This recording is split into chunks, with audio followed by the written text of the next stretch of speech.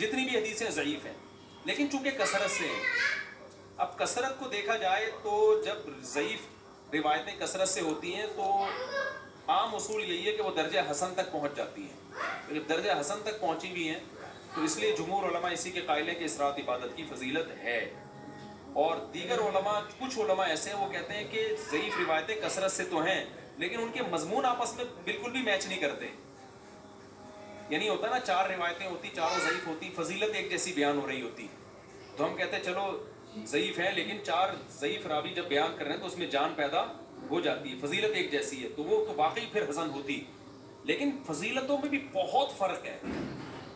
یعنی ایک راوی بالکل کچھ اور بیان کر رہا ہے، دوسرا بالکل ڈیفرنٹ بیان کر رہا ہے. تو اس لیے بعض علماء نے تو بالکل ہی فضیلت کا انکار کر دیا کہ کچھ بھی نہیں ہے. لیکن جمہور علماء، کیونکہ وہ روایات کثرت سے ہیں اور وہ جمہور میں بھی بڑے بڑے علماء ہیں، تو اس لیے بالکل اس کو بدعت قرار دینا اس رات کی عبادت کو، یہ بھی کوئی علمی شخصیت یہ دعویٰ نہیں کر سکتی جس نے تمام روایتوں کا مطالعہ کیا ہو.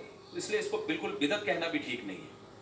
تو اگر کوئی عبادت کرنا چاہے تو امید ہے اللہ کی رحمت سے اس کو اس رات ثواب دوسری راتوں سے زیادہ ملے گا.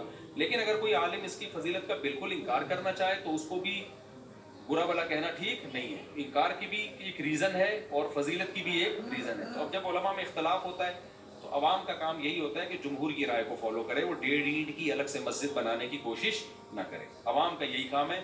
لیکن اگر کوئی عالم انکار کر رہا ہے تو اس پہ طنز نہ کرے، لیکن جو انکار کر رہا ہے اس کو بھی چاہیے دوسروں کے احترام کے ساتھ انکار کرے.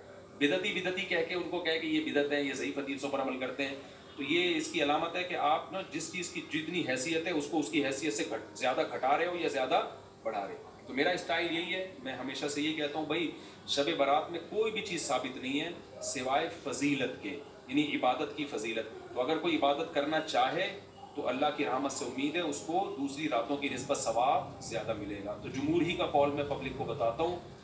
لیکن جو علماء اس کی فضیلت کے بالکل منکر ہیں تو ان پہ بھی طنز کرنے کی اجازت نہیں ہے. میری اپنی ذاتی رائے کیا ہے وہ میں آپ کو نہیں بتاتا، کیوں آپ میرے مقلد تھوڑی ہو. جو جمہور علماء کہہ رہے ہیں آپ ان کی رائے پر عمل کرو. سمجھتے ہو کہ نہیں سمجھتے؟ جیز کیش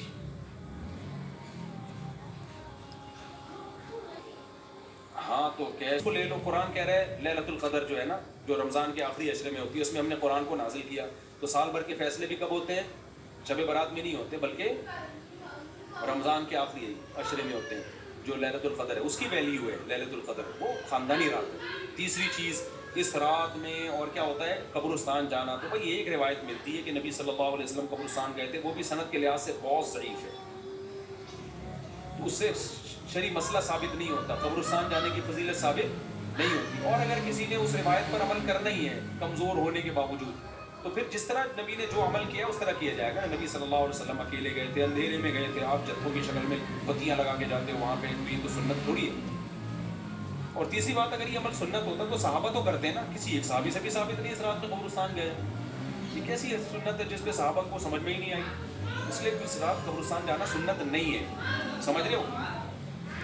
اچھا میرے بھائی چوتھی چیز ہے. چوتھی چیز کیا ہے میرے بھائی؟ چوتھی چیز ہے روزہ رکھنا بھی کسی صحیح حدیث سے اس 15 شعبان کا روزہ ثابت نہیں ہے.